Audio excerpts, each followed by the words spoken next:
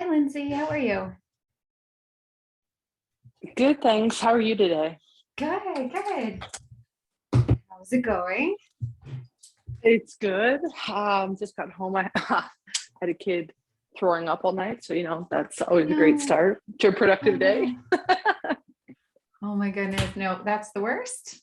Yeah, We we just have like coughs and stuff in here. We don't have any vomiting, thank goodness, but we've it's been the on worst. an unfortunate run. I think RSV and then croup and then eye infections, and now I assume this is a stomach bug. Oh my But gosh. we shall see. It's just crazy going to the office and looking at your colleagues who have clearly slept 8 hours, and you're like, I've been, starting laundry in the middle of the night and stripping beds and you know, it's No. party with little kids.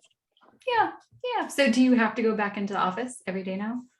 No, a couple times a week. So thankfully, I would say the pandemic has sort of shifted the work in the office balance. So I can still work from home a couple of days a week, which is Okay. nice. Yeah, for Um, sure.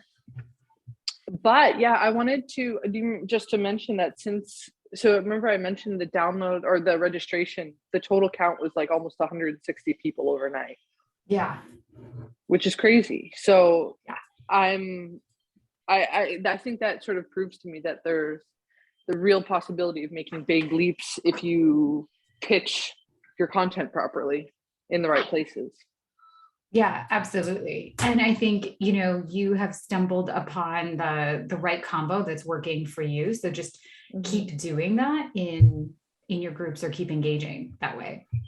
Yeah. Yeah, and I appreciate that list of diversity focused Oh, like good. expert Good. speakers. So I kind of created a couple of people on my own. So I think what's nice is that my framework for the events is kind of coming together, how I see the different topics like lining up together and how they will sort of hopefully create a nice series of events to create content around. Mhm. Yeah, and keep asking people for like who would they want to have speak, like what topics do they want covered, and then you find the person to speak. What types of Mm-hmm. questions do they want to ask a specific person? I mean, I think all of that is really good. And then, I mean, since you're working with authors, it would be nice if, and I don't know if this is, I mean, because they're like donating their time, but where you say like, I'll buy two of your books to give away to people who Mm-hmm. attend the event live or something like that. And then that encourages people to sign up and I attend think as that's a well. nice thing especially for Angela, because she has an older book.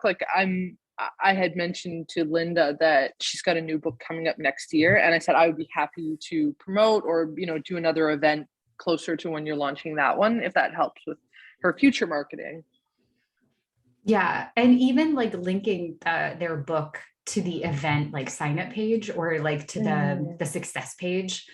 Um, Yeah, and do that, when you're sending out the email thing, be like, oh, be sure to, buy her book, her companion book that goes with this. I mean, yeah, that way it's like it's another value thing that you can offer, and a yeah. benefit for the participants for sure. And if they have a blog like Linda does, I think I'll double check if I did in the other email, but I intend to link to two relevant blog posts that she made, so it's also driving traffic to her spaces. Yeah, all of that is Um, great. yeah, I mean, it really is, it feels like kind of connecting a lot of these marketing dots together, like in a way that is mutually beneficial and isn't salesy, because you're providing resources and information to people around your topic. Yeah, absolutely. I mean, the whole thing should always be value based. And I Hmm. think, the podcasts or interviews are probably just the easiest way to offer like easy value to both people, to everyone involved kind of thing. And I it's think just it's it's crazy nice they just even said to, yes. yeah, well, I think like part of that for anybody who sees this, I think part of that definitely was being thoughtful about the pitch. Like I didn't ask them like, hey, oh, could you come help me out? It wasn't that, very much prepared. It was like I described who my audience was. I described why I'm doing this. I'd like to put these together because I think this is an important topic. I would really love to lean on, to showcase. I actually didn't say lean, I specifically said showcase your expertise. And I'd love to talk about your book. And like they made it very much about giving them a platform. And it allows me to draw on their resources. And I think, as you taught me, build my credibility in the space, or like align myself with credible sources, and ultimately improve my project. Like I'm also learning a lot of things. This is great field work for me.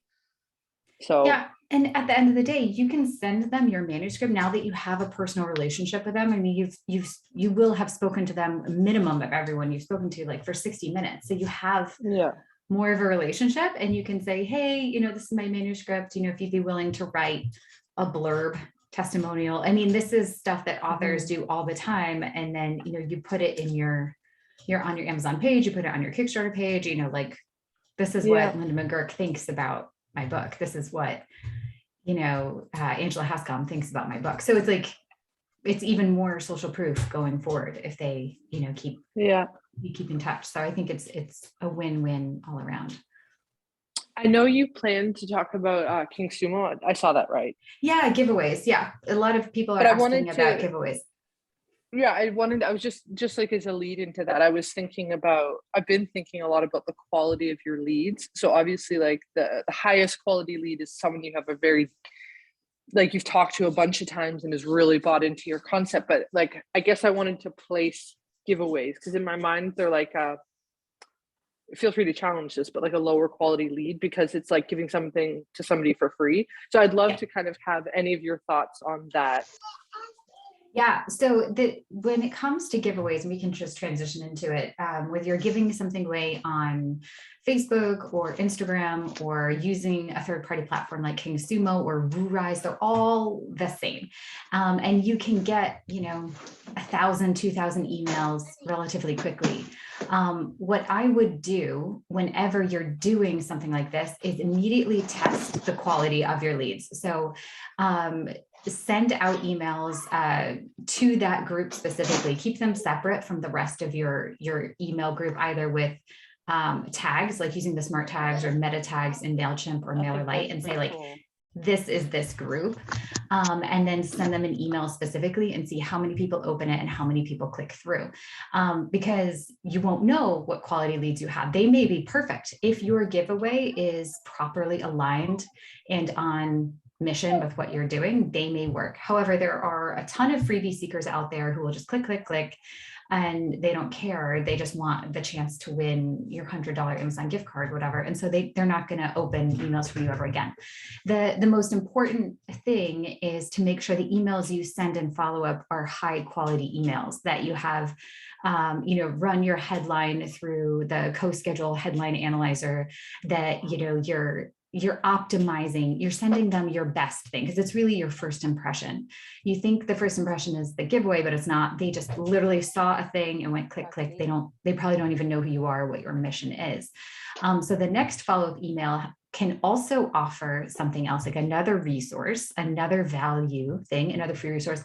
That could be a blog, it could be a podcast interview, it could be just a page on your website where you have other things of interest to them. So, offer another high value thing to them and see how many people are interested in that. And again, the more closely aligned it is with your Kickstarter, the better it's you're going to have a better idea. A lot of people, they do these giveaways and like, I got 2,000 emails, and then the open rate is like 2%. And you're like, oh, that was a disaster. Like, those emails were worthless. So you need to test, and you need to warm up your audience, and you just send them a lot of emails, reminding them who you are, always continuing to offer value. And then when you are getting ready to launch, you'll have a better idea of what that group actually was worth to you. And so I think, whenever you do any marketing effort, you have to figure out, how am I going to track the return on the investment of this energy that I just put into it? So, and obviously the lower the value of the giveaway, you're probably not going to have as many emails come through. So you have to weigh the balance. Say, okay, I spent $100 on Amazon gift card and I gave away 5 books. The total expense was $160. And then I spent, let's just say $40 in ads to get this in front of people. I spent $200 on this. How many conversions do I need to make that back plus some? So we can do that math now if you want. Like if you had a 200 spend, and let's say, you know, your average Kickstarter backer is $50, you need 4 conversions from that. And then if you know that your average conversion rate from there would be, you know, let's say, hopefully your leads are good and they're opening your emails, like 30% open rate, and then a click-through rate of like, let's just say 2%. That would be, was it, you would need, oh, see, that's okay. You would need 20 emails from that. But so it's as long as they convert on the Kickstarter side. And again, this is where you need to really track and see and put the trackable links in each email. So when you're, because it can get really muddy because you're like, wait, where did this backer come from? I don't even know. If you only need 4 people from that email list to make back $200, that's not so bad. If you have 1,000 and you're like, okay, I only need to get 4 backers out of this to make it worth my while, then you know. If you're like, okay, no one converted, then you know it wasn't worth your time. But if you're like, hey, I ran a really targeted giveaway, spent $200, that 200 actually got me 20 backers, then that's a definite win. Does that answer your question, Lindsay?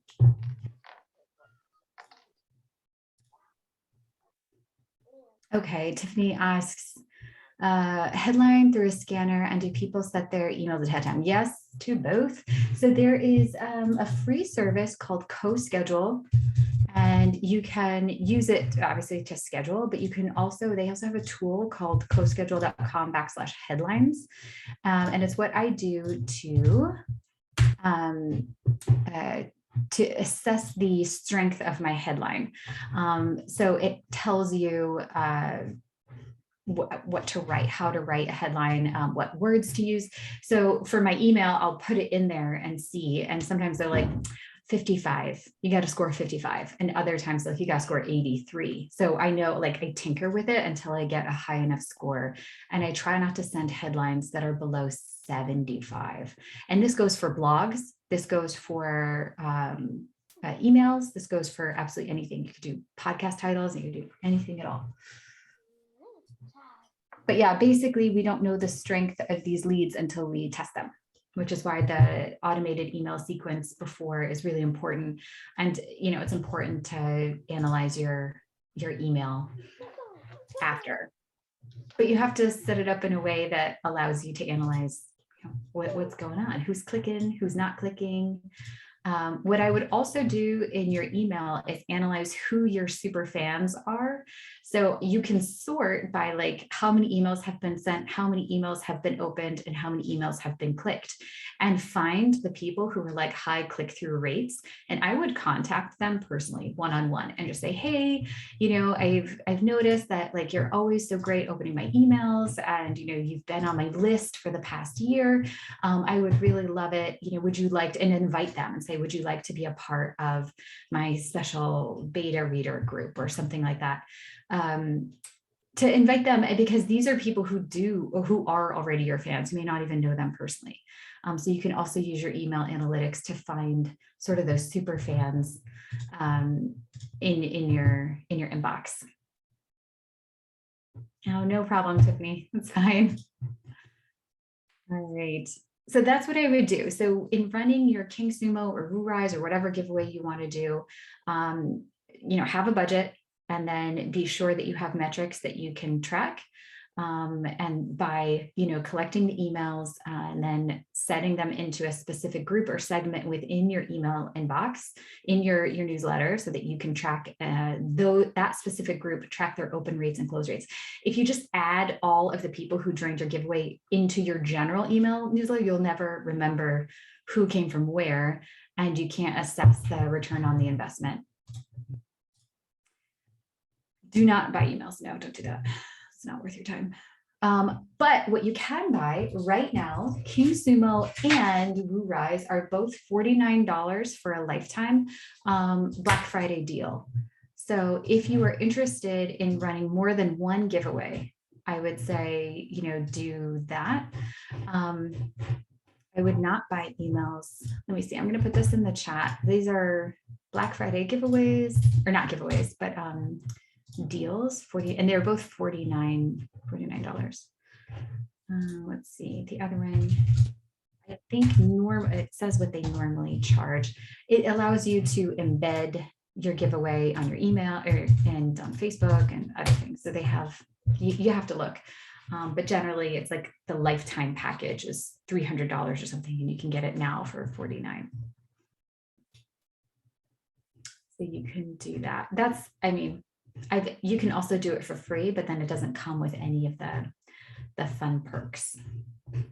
So if you plan on doing more than one giveaway, if you want to do a giveaway once every other month, or team up with other authors and do that, then that's something you can do.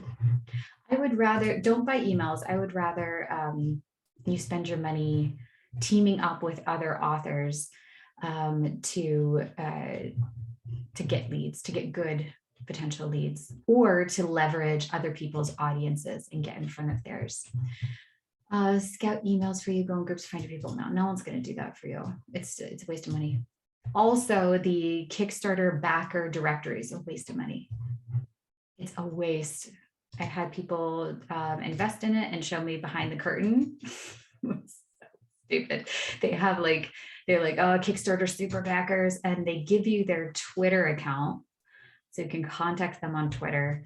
They give you, it's not worth, it's still a lot of effort and time, and these people don't respond and they're not interested in your product. It's basically you're cold emailing, you're cold calling these people who are in a database. And it's like, I receive cold emails all the time. I don't respond to them. So I know someone probably bought my email from some database, and I just go straight to my spam. Now, another thing that you can do if you wanted to invest in something, this was also on that same AppSumo website I just sent in the chat. There's a thing called an email warmer. And I didn't even know this, but apparently when you have a new email account, like let's say I just minted lisafurlan.com and I have a brand new email account, admin hello@lisafurlan.com. Gmail sees that as like an email that's like brand new. No one's seen this email before. And Gmail's like, well, we don't know who this is. Let's put them to spam, or let's put them into promotions. And this is why Yoshido posted this in the Facebook group. He's like, why are my emails all going to promotions? One, maybe it's your headline, so definitely check on that. Two, maybe your email is just too new and Gmail doesn't trust it. So there are services, and again, this is a service that I was even looking at, that help warm your email up so that your email becomes a trusted email in Gmail, in Hotmail, in all the email accounts. Let me see if I can find it. It got really good reviews, and it was called Email Warm Up something. I can't find it. I didn't even know Email Warm Up was like a needed service until I looked at this, because I was just searching for email list validation. No. Paste email. No. Maybe it's this one. Yeah. Now you always have to be a little cautious and read all of the things, because this says it's worth $4,000. And you buy it for $59. So it's worth $4,872, and it's you buy for 59. So I don't know what's going on with that. But it's kind of the thing where it, will help warm up your emails so that your email is a trusted email on all email providers, and not, so it's using the power of AI to help you warm up your email so that your emails don't go to spam. You can do that. And I read through the reviews. It seemed like it got a lot of good reviews. So that one, even I'm considering buying so that my emails don't go to people's spam. But my email has been established for a while, so I don't think it's that much of a problem. There's also, don't know if you want this deal, Tiffany, for Facebook groups, there's also a way that you can collect Facebook emails. And so this one is just an automated connector to Facebook groups so that it's an auto responder. So you get people's emails when they join your Facebook group. That could be something to check out. I'm just sharing, I'm not endorsing any of these. I haven't used them. Just sharing some Black Friday deals. And if anyone else has any Black Friday deals that you think are helpful, that you see that are from, let's see, Tiffany. So Tiffany, check that link that I just sent you. It's called the Group Collector. It's just the one right above your comment. It does it for you. So it's an AI system. So definitely look into that. And yeah, you can just put it in, your Facebook group requirements to join, but it looks like it's an automated chatbot. This is like, hey, thanks for like submitting your request to join the group. Please enter your email here. That could be good. Okay, good. Marissa, good to see you. Any questions? I know you're joining Hi, us everyone. for the first time. Hi. I thought I would hop on here just as I'm getting everything together. And I suppose I have probably a lot of questions, but where to start? That's a good question. One thing that I've been thinking about, and I wanted to ask you, Lisa, is about doing live readings with schools before the book goes out on Kickstarter, and what you think about actually going into schools and doing readings before actually launching on Kickstarter. Would you advise to do that, or would you say to wait until the book is out? Because I think typically you would give the classroom a set of books if you were to go in. So if the book was not, I could always get them on print on demand, but I would rather to have them all printed in the nice form. So I just wanted to know what your thoughts are on that. So I'm of two ways on this. I think that, it depends on what is your goal. So what is your ultimate goal in doing this? Is it to get feedback and kid reviews? Is it to make connections with teachers so that teachers, because the whole goal should be to drive everyone to your Kickstarter campaign, and to get as many orders as possible through the Kickstarter campaign. So if you want feedback from the kids and want like read reviews, and you want to take the time to generate that relationships with the teachers and everything, then you can definitely do this.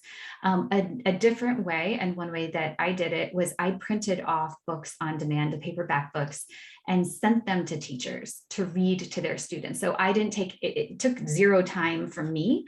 And then I asked, would you be willing to have someone like take pictures of you reading the book? So it was just the teacher reading the book, and you saw the backs of the kids. So it was, and I said very clearly, I'm going to be using these for marketing.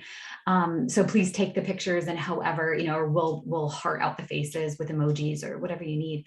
But, like that way, that, the teachers are getting a new book, you're explaining there you are, you're explaining the educational value behind the book, and then it's still incorporated into the teacher's day without, you're actually giving them material, so they don't have to plan for 20 minutes, or they don't have to do what they normally would do. They could do, something new and different. And then in exchange, you get kid feedback if you ask for it, and you get the relationship with the teacher, and you can get a few promo pictures that you can use. Okay.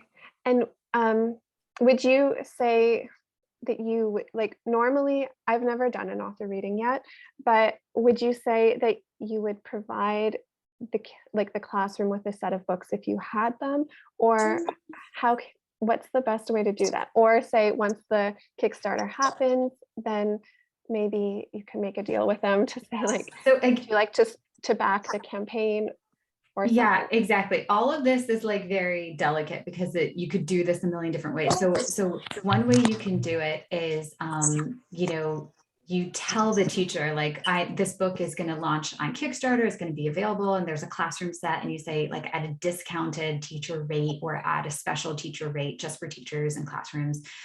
You could say alternatively, we can add your classroom to the list of like potential classroom packs, so that someone, if they are selecting the classroom pack, you can say this will go to one of like a classroom already selected or one of your choice. And so people may be like, oh, I don't have a classroom of my choice, so they'll just send it and then they can be on a list. You can give them options and say, what would you prefer? Would you prefer to buy a set for your class? Would you prefer to, share this with your parents or something, and just give them options and see what they want to do. Again, you want to really foster that relationship with the teachers. And I think getting teacher buy-in and having teachers enjoy the books and love the books, like that goes a long way. And then you can share with the teachers, oh, we're live on Kickstarter and here's a special deal just for teachers. Would be happy, or like, let us know if you want anyone who's donating books to donate to your classroom. We can mark you on that list if you don't want to buy. So I think just give people options and see. Okay, that's a And good just say idea. it's very common. Some teachers are, happy to buy a set of 5 or set of 10, or, work with the librarian or whatever you want to do. Mhm. That's a good idea. Has anyone ever done that before that you have worked with, or probably different Yeah. variations of it? Yeah. Okay. Yeah. It's whatever you want. Yeah. Classroom packs. If you, I can find a few campaigns, but it's very common to have like a classroom set of Okay. like 25 books or something. So I can send that over. But almost every children's book has like a teacher resource pack or something with like additional lesson plans or work activities or something like that to go with the book. So it's like the teacher resource pack. And then in my opinion, it helps if your resource pack is either developed by a teacher, an educator, or you're very specific in like what teaching requirements it meets. Mhm. So for any, I would say like, what are the teaching requirements for the target grades that you're looking at, and say this meets these core requirements, ding, ding, ding, ding, ding, and explain, very clearly what it does. Or you can hire someone to develop that for you. Okay. Awesome. But you can, this is your range, so you can. Well, actually, some of the things, it's good to know because I didn't really think of that actually until recently. So it's good to know that other people have done it and that it was successful or that it was helpful. And yeah, I have another question, but I'm happy to wait until the end. You can, let's see, Tiffany, we'll go to Tiffany, Jasmine, and then we'll come back and we'll do another circle around. Okay, sounds good. Good. Tiffany, any questions? Miss Tiffany is, so you guys can ask away. I'm just listening on in. Okay. Just Great on listen mode. content. If I have something, I'll just put it in the chat. Okay, that sounds good. Good. Okay, Jasmine. Oh, it's the same here. I just popped on, so I'm trying to catch up. Lord Jesus help me. So she can continue. Well, we had the discussion on giveaways earlier, so you can catch that in the replay. Okay, Lindsay, go ahead. How much is normal? Yeah, I was just wondering, I wrote it in the chat, but I'm wondering about the resource development. So for me, thinking about nature play preschools, I think I've been imagining a companion guide, like a seasonal companion guide that has suggested nature play activities for 0 to 4 or something like that. And I'm assembling those activities already, and I'm imagining I can go to my nature group or like the nature groups on Facebook I'm part of to get feedback to refine that. But I really would love to like have it co-developed by somebody who is an early childhood educator, specifically in a forest education or in a nature-based institution, and I'm connected with some already. So I guess I'm just wondering, what does one normally pay somebody with education, you know, in that or a range? I just feel like I've only heard it anecdotally, and I would love a benchmark. Yeah. I mean, the answer is, you know, like how long is a piece of string? Like it totally depends on what you're developing. I could be wrong. I don't think there are any like educational requirements, like required. Like, I don't think there's anything like that. If anything, there may be like physical education requirements, not in nature-based preschool, but in like just regular school. And you could say like this meets these physical education requirements and child development requirements, or just say what it aligns with. It aligns with, you know, early childhood development, physical mind, brain, body connection, here, whatever you want to do. But it's all going to depend on, you know, the materials you're creating, the length of them, and then you have to decide if you're working with someone just for content, and you say, just give me the content, and then I'm going to hire a graphic designer to make it look good, or I'm going to take the time to do the graphic design in Canva or something, because that's a whole other element as well. Because some educators they're like, I'll do the whole thing. I love making Pinterest things, or I love making little worksheets, or I love designing. So they may be on the design element as well, but you have to think about how you're going to deliver the content and how much you want to spend. Yeah, I guess maybe the smartest thing here is, rather than not looking for an industry benchmark, I think what I'll do is I'll reach out to some of the folks I see already creating content that I like the looks of. Yes. And say like, you know, this is the kind of project I'm working on.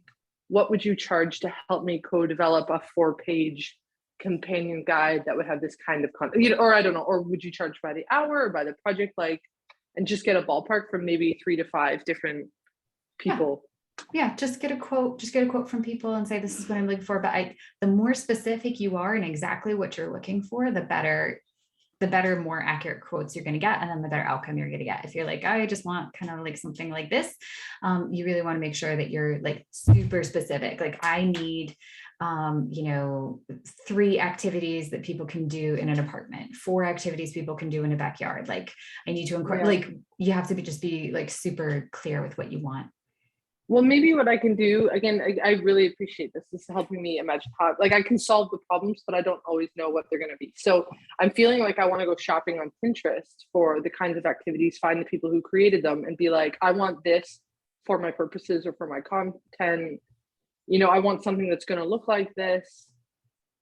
What would it cost to recreate it? And I know, like, you can also reverse engineering that. If that person doesn't want to do it, or that isn't really a model they are interested in, I can take those examples to Upwork and find perhaps somebody who could reverse engineer it and create something similar in my style with my content.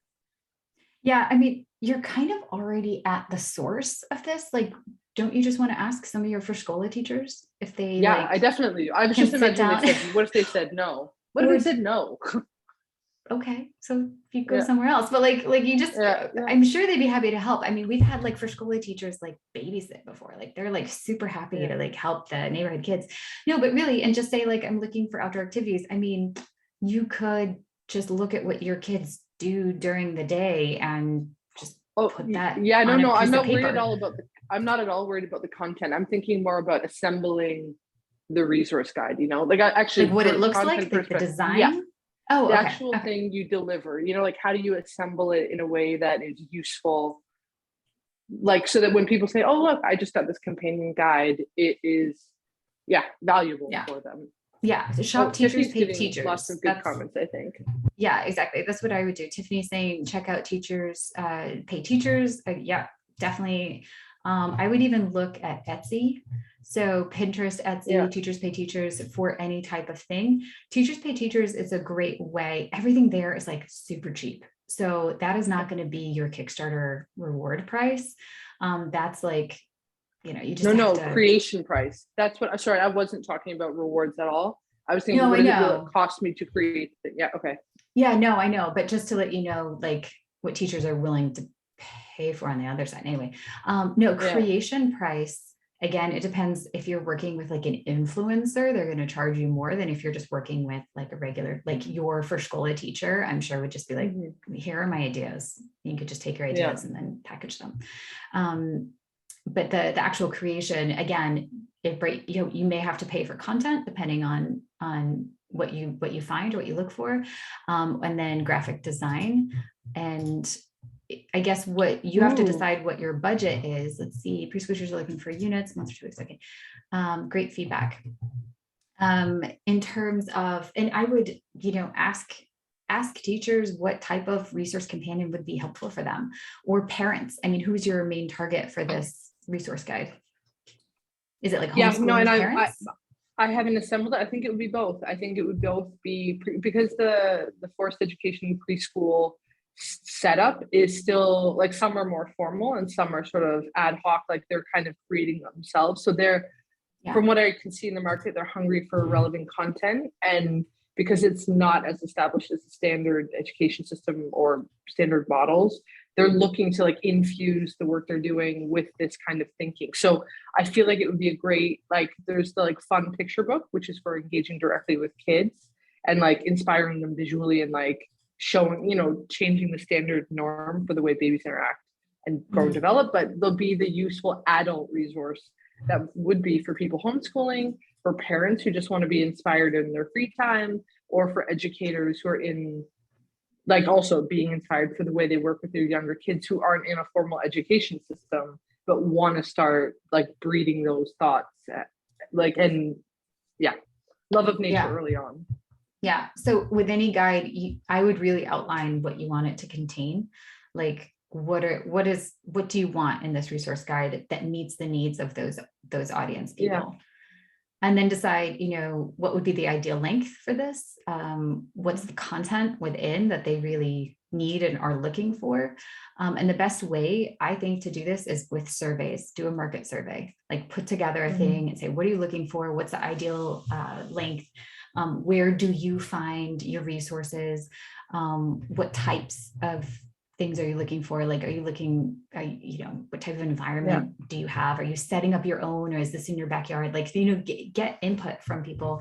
And then that's another thing that you can share in those Facebook groups and say, this is what I'm looking for feedback on people who are interested. I was going to say, I wouldn't set up a full survey they had to click to. I would actually do it question by question in Facebook groups and do polls, and then say, please comment any additional thoughts in the below, because one specific group I'm thinking of is comprised of early childhood educators who want to include this kind of content in their work. So like, those are exactly those kind of people who will think this way. Exactly. And then you can have different resource packs. You'd be like, this is for, because it may not be, it may be fine to have one resource pack that serves everyone, or it may be better to be like, this is for educators, this is for homeschooling parents, this is for whatever, like this is for people who are looking to establish their own outdoor preschool, because those considerations are completely different than someone who's like, I'm just doing this on the side, like for fun after school. Yeah. Like they don't have to think about like the environment and legal things and, Yeah.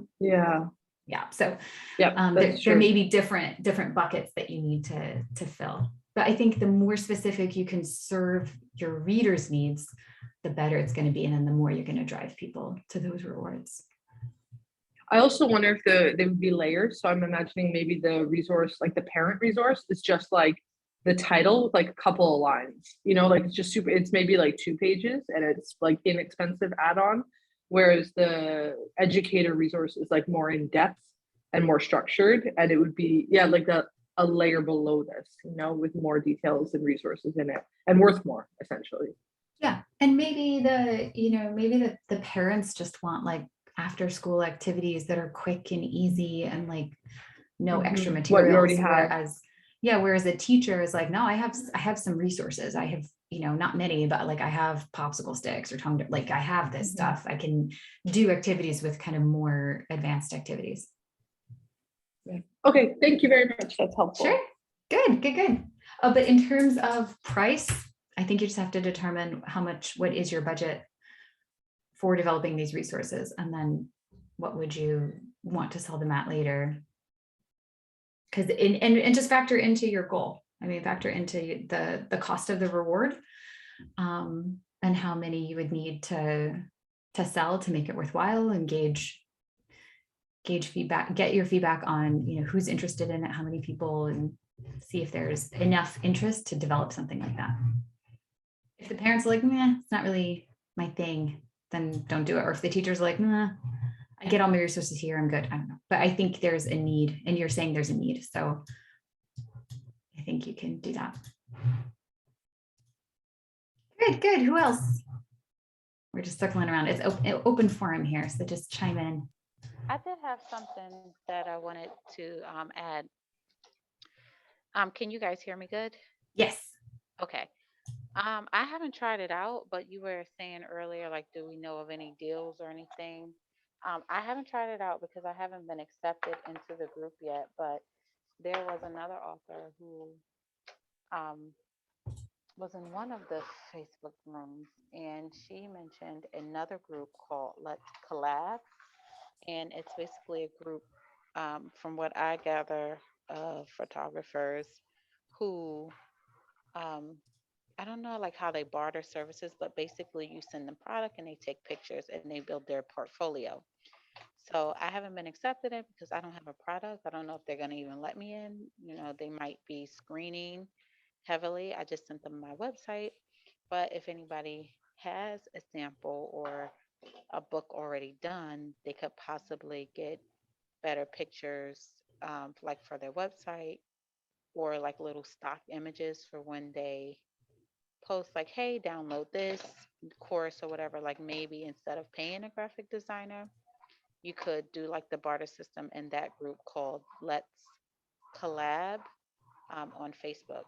Again, I'm not in it. The requirements to get in, like they look like they screen pretty heavily, but maybe that could be an option for some people who need photos. That's a great idea.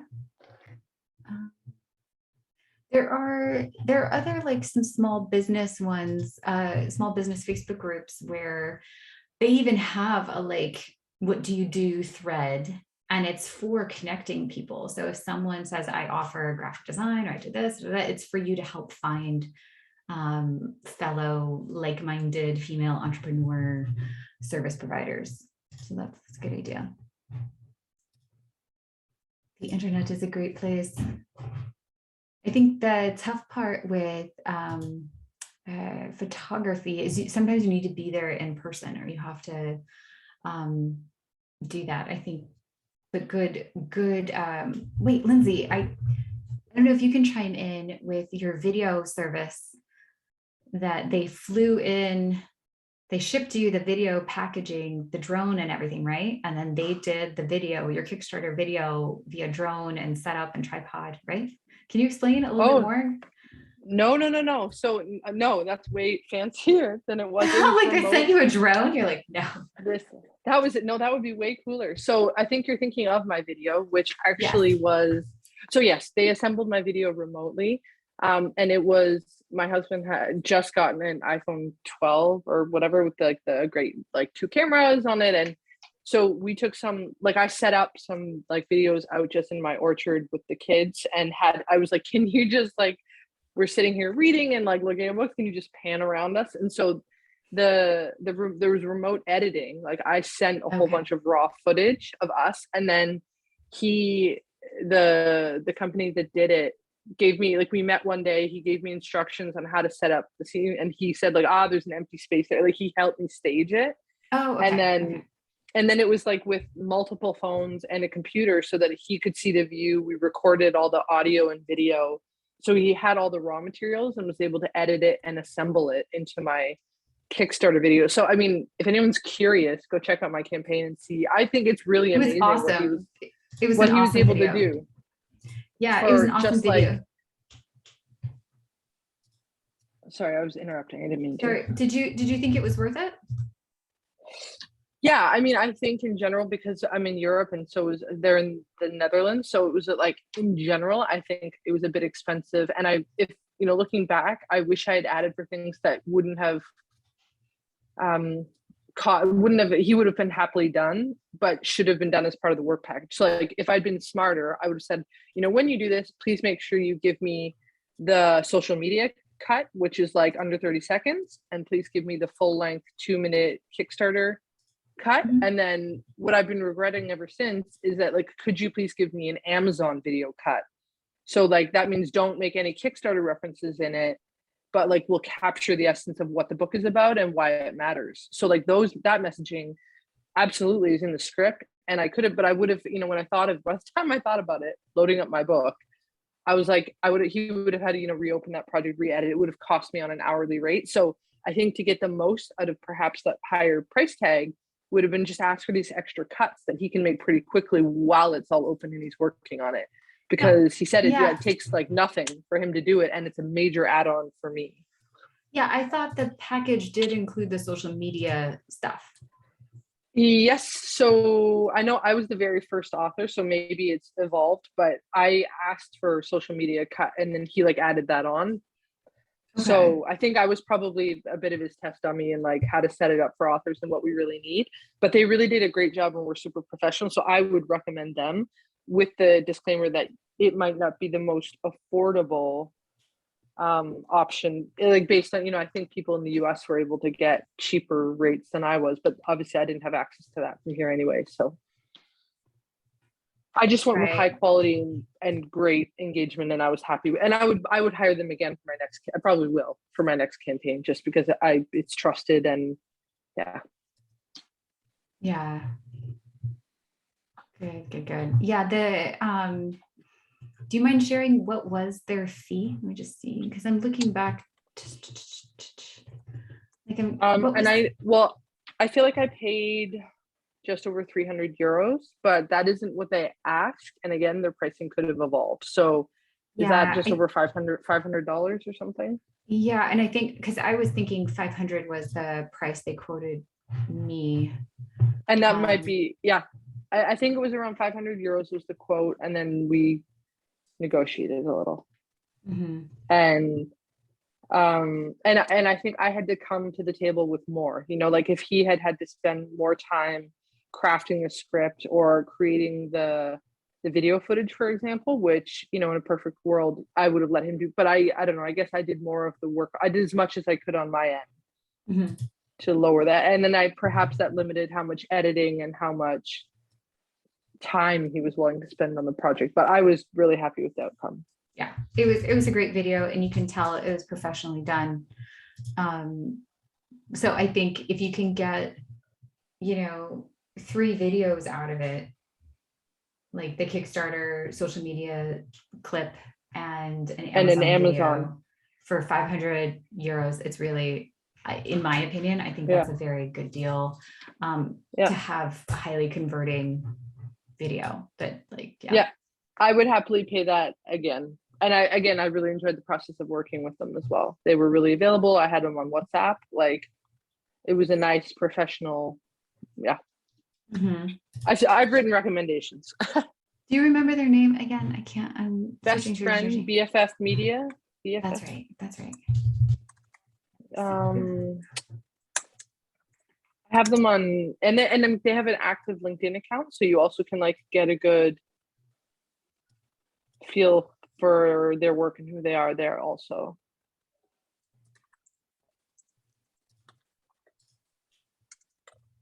I could pull up a reference if anyone wants it. BFF I'm not finding it. Or BFF Visual? No, I can't find. Yeah, I'm like, I can't find this either. Just a moment. Sorry, guys. BFF Visuals? BFF Visuals. Yeah. Okay, I'm like, I can't find it.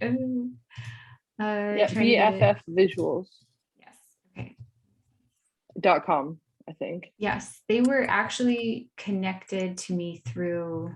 Okay, it's with Renata. So they were connected to me through another small business person in the Netherlands, and she's like, "This group is amazing. They're so nice." And I met with them on Zoom and was like, "Hey, like I have authors who are looking for videos." Rather than just sending people off to Upwork or Fiverr and just being like, they're really good visual video marketing, digital marketing company. And you can see their videos, and definitely check out Lindsay's so you can see what it looks like. But they work with people doing Kickstarters, so they understand like marketing. So very good. Yeah, And I they're think they've based in done a lot Europe. of corporate and product stuff to begin with. Sorry, I didn't mean to interrupt. I, No, no, it's I okay. think there's a slight lag in my phone. I was going to say that I can see they do a lot of corporate and product work, but they were really excited about the opportunity of working with like authors and small businesses. So Yeah. um, And during the session I had with them, they I told them what the average kind of pledge or campaign goal is. And so they're like, okay, this is what the package we can create for you. And it was at I believe, a reduced rate than what they would normally charge for like a big company. So you are getting their small package rather than like, oh, for $5,000, we'll do your video. Yeah. Also, if anyone is interested, I work with Travis Peterson and with Katie Weaver on creating graphic design for your page. So if that is something you are interested in hiring out, they will create beautiful graphics for your page. And they have packages for that. So I can put you in contact with them as well. Just depends on how much you want to hire out or how much you want to do yourself. I'm like a big DIY person, and then I see beautiful videos like Lindsay's, and I'm like, oh, probably should have like invested a little bit in that, especially if you can get a lot of mileage out of it. Taking out like the Kickstarter reference, then you can use that video over and over and over again in other ways. Mm-hmm. Good. Any other questions? I'm gonna just quote my good friend Lisa Furlan and say that your video is probably not something you want to mess around with. It's the most like interactive piece on your campaign page. I know. And there's some campaigns without a video, and it's like, you need a video. You need something. I have a question about the video, Lisa. Mhm. Are there any people that would be willing to do like sketch comedy things, um, because my book is about sleep time, will really interrupted sleep. I would love to like compile a funny video. Maybe I can get some of my supporters to like, I don't know, join in and like compile all the the videos or all of the things together. But I was wondering if I could get like an influencer. You know how influencers like they get views off of being silly. It would be great if I could get an influencer to like do it. Or do you think it means more? Like it would mean more if it was me and my family did it.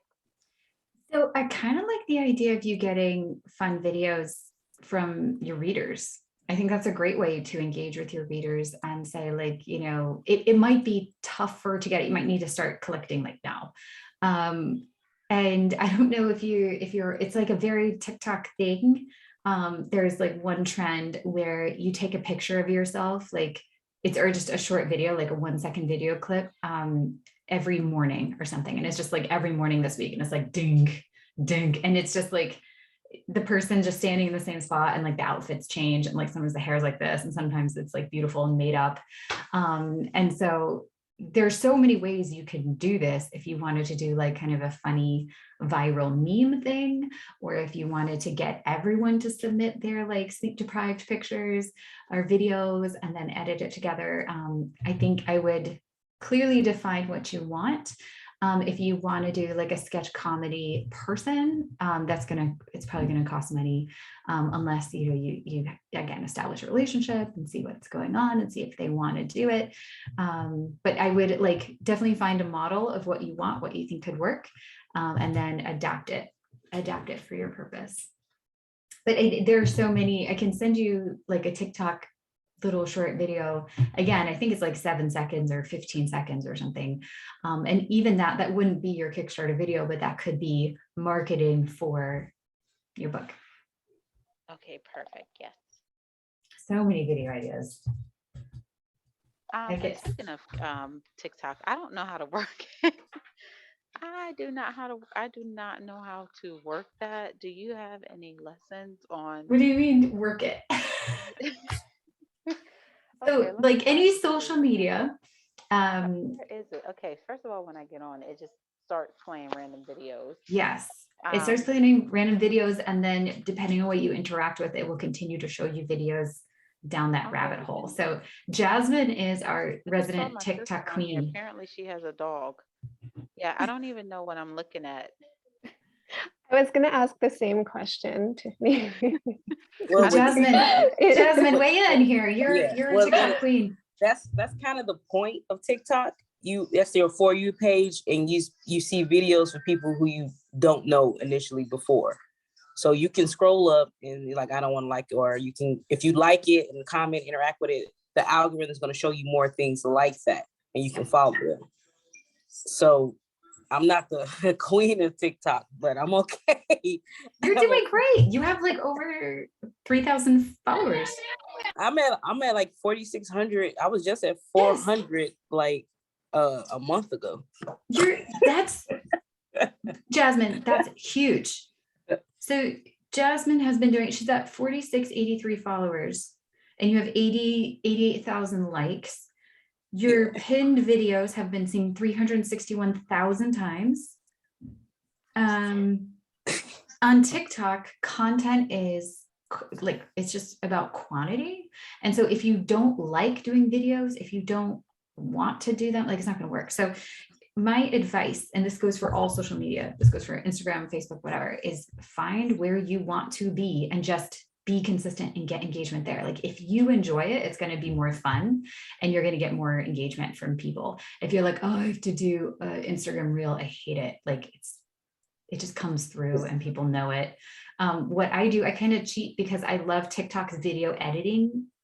Like, just play around with it. My daughter actually knows how to do TikTok better than I do, because she just plays. She just like, oh, what does this filter do? And she takes the time to go through them all. I'm like, how did you do that? Anyway, so, you know, I create videos in TikTok and then save them and then upload them oftentimes to Instagram Reels, because I hate Instagram Reels, but I was like, I need to do it for some reason. I don't know why I don't know why I think that.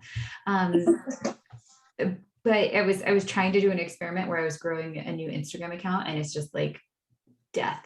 But Jasmine has 4,000 followers already on TikTok, and it is a model that you can repeat over and over again, where anyone gets on, you need to create a hook. It's actually really good for learning how marketing messaging works, testing different marketing messages, hooking people within the first 7 seconds, 5 seconds, and building a following. And then you send that massive following to whatever link is in your profile, and to get them to take action. Yeah, what I like about it is I had set up like a freebie just to grab some of their emails, and I think I maybe got like 300 from that. But what I like about if you make engaging content and post constantly is that because you don't know them, they really like are super fans almost initially, or really like you. Like, if they really like your content, they will pretty much get on board with whatever you do. I hate to say it. Can we monetize Reels? I don't know. I'm sure you can. I don't know how to do it though. I think the best You gotta way, take that logo off. That's the only thing that gets you. the best way to monetize, yeah, you have to wait. So I download the video before publishing it. So I have a lot in my drafts, and I just save it to my, I like screen record it, so the quality is low, but it doesn't matter. It's on a phone. Yeah, you can either remove the logo and then upload to another site, or just keep the logo on and say, who cares? I'm just going to be lazy about it. With TikTok, you just have to be just prepared for anything to happen. Prepare for, like, some people end up on the wrong side of TikTok and they have like racist people right on their thing, and just like, I have found myself on the wrong side of TikTok numerous times. I'm just like, why are these people in my comments like being hateful? And so it's the internet, so you just have to be mindful of that. Also, another thing to be mindful of is that TikTok is hyper local, so it sends your video out first to like everyone in your area. And I don't know why. I don't know if it's because people who are online at the same time or just in your time zone or whatever.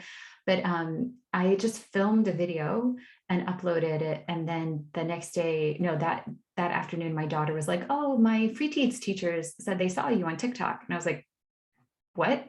So her teachers, her like recess teachers, who are average age of 19, 21, were like, oh yeah, I saw your mom on TikTok. I'm like, No, I was trying to be anonymous and just be me.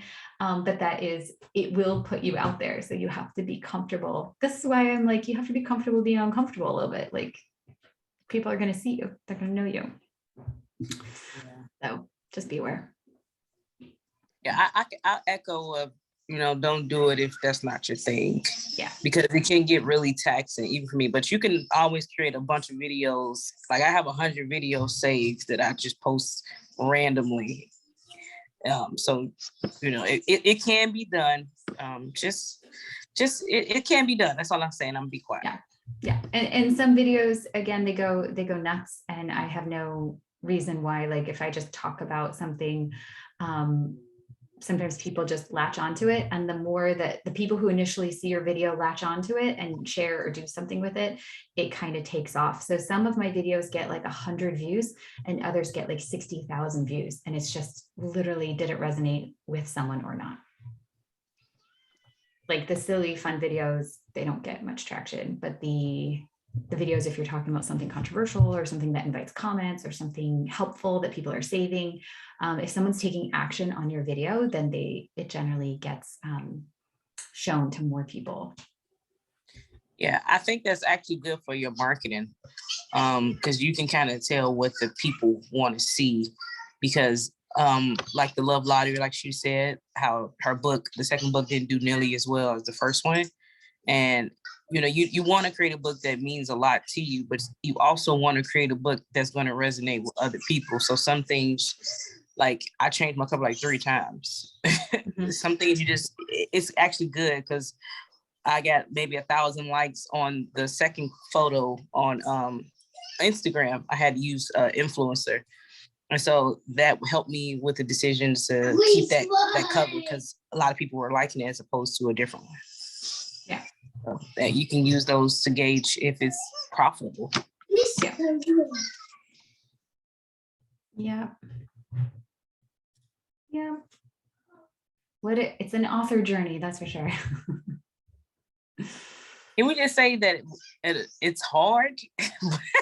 TikTok isn't hard. TikTok is really easy. Oh, not TikTok, just the author journey. And it's the author journey is very hard. Oh, the author journey. I think it's hard to separate the emotion we feel for what we create with the business side of it. And like as an independent author, you're in charge of both. So you're in charge of the creative and the heart and the passion and the drive, and that needs to come through in your marketing. But then you also have to make really prudent business decisions and say, like, does this make sense for my business? Am I going to get return on my investment for this? Is this worth my time? Is this a distraction? Is this person aligned with my mission? Like, you still have to make those decisions too. So I think that is where a lot of people do not come together. They're like, I love the passion and the drive and the whatever, but I don't want to make business decisions, or I don't want to, really track my insights. I don't want to I don't want to run ads and then like be in charge of figuring out how to do the ads. And so it's just, I think that's why this can be so hard, because you have to wear a bunch of different hats or be willing to hire out the hats you don't want to wear. Yeah, I was gonna ask because I got frustrated with Facebook and their ads.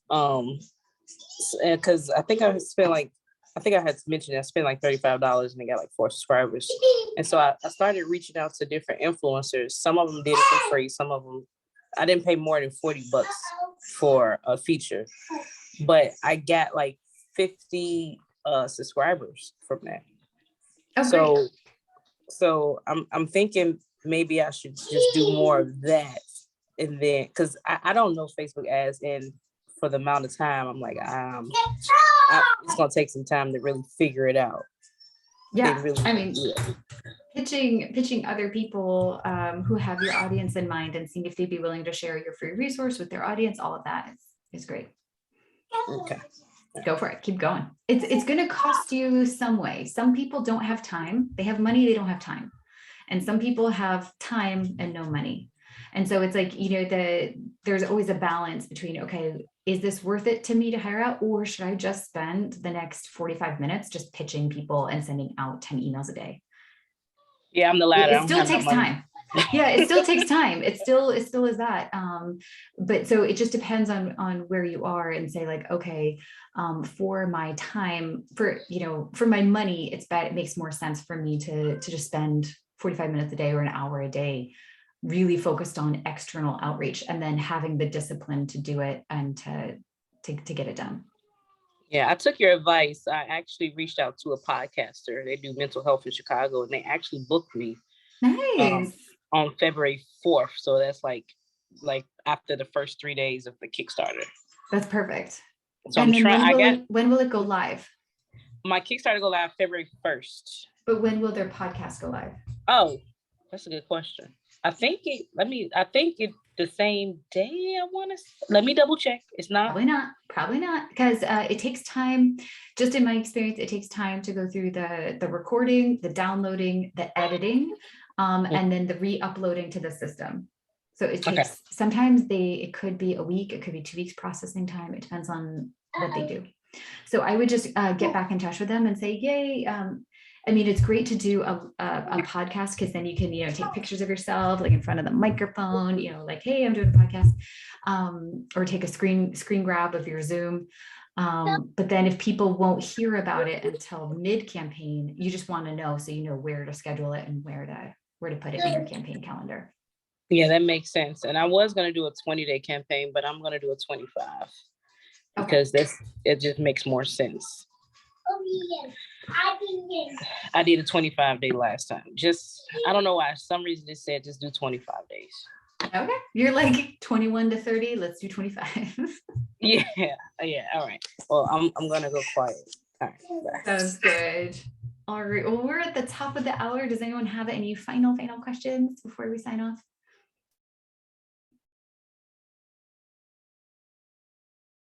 No, this was a jam-packed Q&A. Well done. Thank you, Lisa. Thank you. Thank All right, you. everyone. Have a great Thank you. weekend. I'll add this to the where all the recorded replays are kept. All right. Thanks. Thanks, Bye. Lisa. Bye, everyone. Bye. Bye.